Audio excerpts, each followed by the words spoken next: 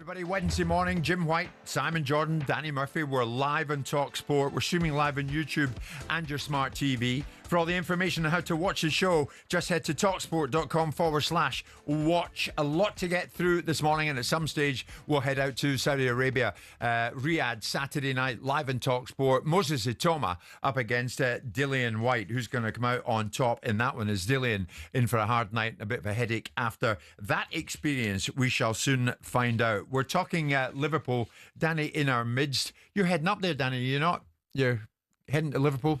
I'm in Manchester tonight and then Liverpool tomorrow, yeah. Yeah. Going to drop in the training ground. Yeah, I'm doing a little piece with Arne Slot. Looking forward to that. Not met him before. Seems a charismatic guy. You are speaking to Arne. Good stuff. For Talk Sport, we'll be hearing that. Yep. Good. All set? Not yet. Yes, you are. You can do your research in a way. Research? I'm going to get Simon to do me questions for me. Danny, here's one, though, and one or two Liverpool fans asking me to ask you. If Liverpool secure Isak, and again, sorry, no disrespect to the Newcastle fans listening this morning, is that title done? I think it gives them a hell of a chance. You know, I mean, you can never say never. The only thing when you bring new players to a big football club, irrelevant of the talent, is how quickly they settle, how quickly they forge partnerships, relationships, how they deal with the pressure of playing for a club that's expected to win every game every week.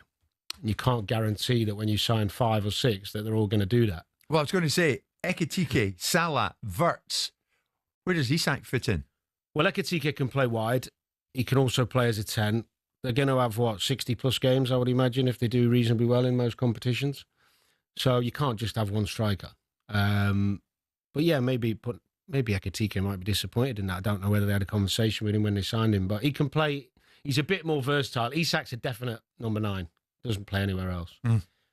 But Isak's more complete than Ekitike. If you were choosing between both, you'd go for Isak. Yeah. So if they get him, in answer to the question, yeah, that gives them 5 forward players who are all very, very good players. Newcastle tried and failed, Simon, to get Mark Gahey. Liverpool are trying for him. 35 million. That's is the fee that's been spoken about. I was going to say, Danny, Simon, if you're Parish, what are you holding out for? I would never be Parish. But Liverpool, they tried and failed last year because Palace weren't prepared to sell him. So it wasn't a case of Newcastle were rejected and rebuffed. It was a case of Palace themselves put a figure on it and Newcastle wouldn't go to that figure. And I think it was 65 to 70 million quid. And fair play to them for pushing the envelope. They didn't get the deal done. The player stayed. They won an FA Cup. Commercial value of that was very little to Palace economically, but the prestige of the club is great. Parish has already said, hasn't he, in no uncertain terms, that he accepts the principle of a player isn't going to sign a contract, which is the player's right, and that he is now sitting and looking at a player that's going to go out the door in a year's time for free. So he takes the deal that's on the table. That's the best opportunity for Crystal Palace. And like we said yesterday, the alternative is you back yourself to say that by Gahey staying in the side, we've finished 5 places up the league. We get another 15 million quid. Yeah, it's worth me keeping him. Palace will sell him. Palace will sell him because there's 35 million. If they can get 35 million quid, the challenge for Palace is that at what point does Liverpool push the envelope, knowing that Palace have got a player that can probably walk out in January for 15 million quid, if someone's prepared to pay 15 million quid for 6 months worth of service.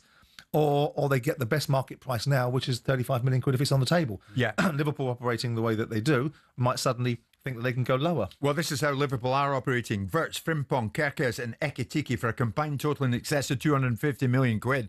And they're after Isak. Has that surprised Liverpool fans? Mark is a big Liverpool fan. Mark, good morning. What's your take on this? Good morning, yeah. I'm quite surprised that we've gone for this many players. I'm not surprised the left back and the right back. I am not surprised either with Wirtz because with Arnold gone, there's no creativity. But I also think that if you're wanting to win things year after year, the market is demanding that you've got to do this. You've got to keep on going